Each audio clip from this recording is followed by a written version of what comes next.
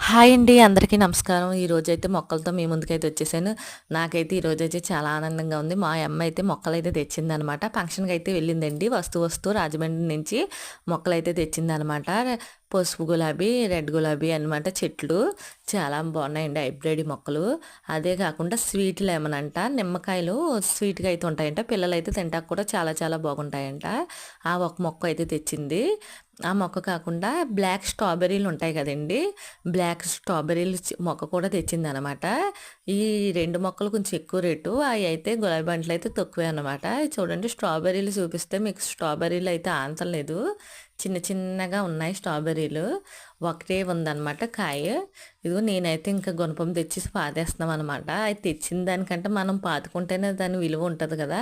అందుకే నేనైతే ఇంక స్వీట్‌గా అయితే మొక్కలైతే పాతేస్తున్నాను. Bye bye friends.